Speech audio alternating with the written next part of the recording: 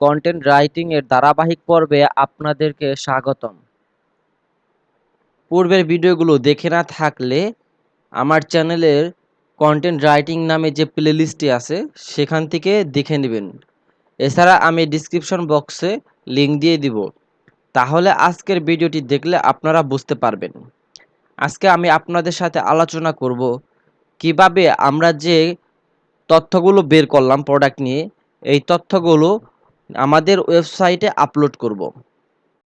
আমি পূর্বের ভিডিওতে একটি চেকলিস্ট তৈরি করেছি যে অন্যান্য ওয়েবসাইটে তারা কিভাবে কন্টেন্টগুলো আপলোড করছে। আমি যদি একটু নিচের দিকে যাই তাহলে আপনারা দেখতে পাবেন এইখানে আমার সেই চেকলিস্টটি আছে, এবং আমরা যদি এই চেকলিস্টটিকে অনুসরণ করি তাহলে আমাদের কন্টেন্টটি আপলোড করলে কীরকম হবে সেটি দেখানোর জন্য ইতিমধ্যে আমি একটি কন্টেন্ট আপলোড করেছি। আপনারা যদি সেটি লক্ষ্য করেন তাহলে দেখতে পাবেন এই কন্টেন্টটি দেখতে এরকম দেখাচ্ছে। আমি একটা রিফ্রেশ দেই।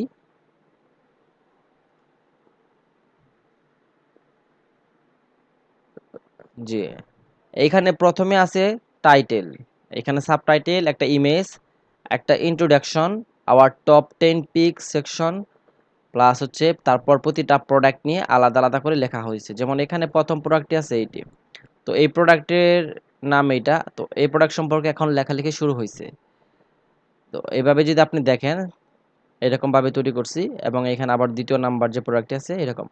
তো আমি এখানে দুইটি প্রোডাক্ট দিয়েছি এবং ড্যামি কন্টেন্ট নিয়ে সকল কন্টেন্ট রিচার্জ করা সম্ভব হয়নি, এবং সময়ের কারণেও আমি এতদিন ভিডিও আপলোড করতে পারিনি।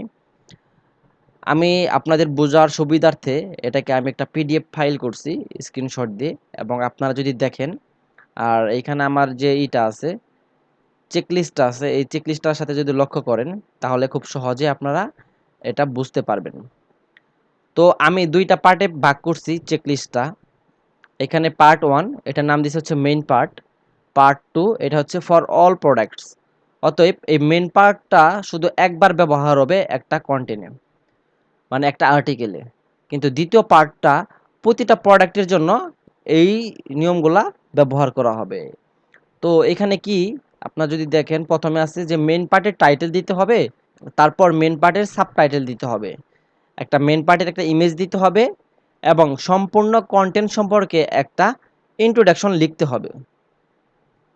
তো আমি মেইন পার্টটা যদি আপনাদের দেখাই, এবং এখানে পার্ট 1 লিখেছি, এবং পার্ট 1 এর যে প্যারাটুকু আছে এই প্যারাটুকু আমি এখানে সবুজ কালারের যে কালারটা আছে ওই সবুজ কালার দিয়ে একবারে রাউন্ড করে দিছি, আপনারা দেখলেই বুঝতে পারবেন। এবং এই পার্ট 1 এর ভিতরে এখানে আপনারা লক্ষ্য করলে দেখতে পাবেন আলাদা আলাদা করে লাল কালারের রেক্ট্যাঙ্গেল দিয়ে আমি আলাদা আলাদা করে কিন্তু দেখিয়ে দিচ্ছি যে কোন সেকশনে কি লেখা আছে। আমি এই যে পিডিএফ ফাইলটি দেখতে পাচ্ছেন এটি গুগল ড্রাইভে আপলোড করেছি। আমি এই লিঙ্কটি আমার ভিডিও ডিসক্রিপশন বক্সে দিয়ে দেব যাতে আপনাদের বুঝতে সুবিধা হয়।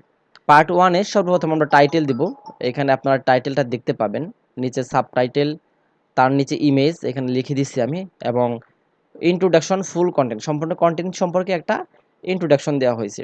এইখানে আওয়ার টপ 10 পিক্স এই সেকশনটা রাখা হয়েছে, আমরা যে 10টি প্রোডাক্ট নিয়ে লিখবো এখানে আমরা সেই 10টি প্রোডাক্ট দেবো, 5টি প্রোডাক্ট নিয়ে লিখলে 5টি প্রোডাক্ট দেবো। তো যে কয়টি প্রোডাক্ট লিখবো 8টি 10টি 20টি 30টা আমরা এখানে এটা একটা লিস্ট করে দিতে পারি। তো এই পার্ট 1টা আমরা একবারই ব্যবহার করব আমাদের এই যে প্রতিটা আর্টিকেলে, এবং পার্ট 2 যখন শুরু হবে দেখেন পার্ট 2তে কি প্রোডাক্টের টাইটেল, এখানে প্রোডাক্ট টাইটেল দিতে হবে প্রথমে, এবং প্রোডাক্ট সাবটাইটেল, প্রোডাক্টের ইমেজ, তো রিজন টু বাই, কী কারণে বাই করব তার একটা রিজন, টুডে বেস্ট ডিল, এখানে আমরা লিঙ্ক অ্যাড করে দিব, এখানে স্পেসিফিকেশন আরও বেশি স্পেসিফিকেশন অ্যাড করা যেতে পারে, চাইলে আমরা আরও অ্যাড করব এবং আরও কমও দিতে পারি। তো বেশি কম দেব না, মিনিমাম 6-7টা বা 5টা দেওয়ার চেষ্টা করব। আমি এখানে যে 4টা দিছি এই 4টাই দিতে হবে বিষয়টা এরকম না, আমি উদাহরণস্বরূপ এটা দিয়ে রাখছি। এবং শুধু এই প্রোডাক্ট সম্পর্কে একটা ইন্ট্রোডাকশন এখানে দেওয়া আছে, ঠিক আছে, এই যে ইন্ট্রোডাকশন একটা দেওয়া আছে। আপনারা লক্ষ্য করলে দেখতে পাবেন এই যে এখানে একটা কালো দাগ আছে, এটা হচ্ছে সেপারেটর। তো এই ফার্স্ট পার্টটা শেষ হয়েছে একটা সেপারেটর ব্যবহার করছি, এবং এখানে দ্বিতীয় পার্টের প্রথম প্রোডাক্টটা শুরু হয়েছে, এবং প্রতিটা প্রোডাক্টেই দ্বিতীয় পার্টটা আমাদের অনুসরণ করতে হবে।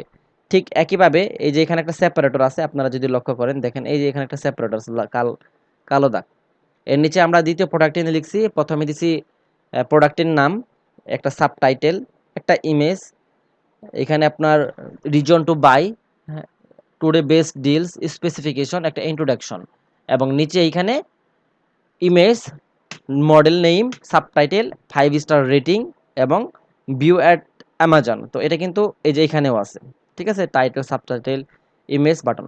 তো এইটার মধ্যে আমি আর আলাদা আলাদাভাবে দেখাইনি, এর কারণ হচ্ছে পার্ট 2 লিখে দিয়েছি, কারণ এই যে পার্ট 2টা শুরু হয়েছে, এই পার্ট 2র যে ফর্মুলাগুলো আছে, মানে যে নীতিটা আমাদের অনুসরণ করতে হবে, এটা প্রতিটা প্রোডাক্টের জন্য এখানে খুব সুন্দরভাবে আমি লিখে দিয়েছি যে পার্ট 2 ফর অল প্রোডাক্টস, মানে প্রতিটা প্রোডাক্টের সময় আমাদের এই জিনিসগুলো লক্ষ্য করতে হবে। তো আশা করি আমার চেকলিস্টটা আপনারা একদম ক্লিয়ারভাবে বুঝেছেন, এখন আর আপনাদের এই চেকলিস্ট সম্পর্কে কোনো কোশ্চেন নাই। এবং আমার যে ওয়েবসাইটে যে ইউআরএলটা আছে আমি এটাও দিয়ে দেওয়ার চেষ্টা করব ডিসক্রিপশন বক্সে। আপনারা যদি দেখেন এইখান থেকে শুরু হয়েছে আমার এই আর্টিকেলটা, তো এই সেম আমি এটাকে ওইখানে স্ক্রিনশট দিয়ে ভালোভাবে লিখে রাখছি যাতে বুঝতে সুবিধা হয়। তো আমরা আমাদের চেকলিস্ট অনুসরণ করে আমরা আমাদের প্রোডাক্টগুলো আপলোড করব।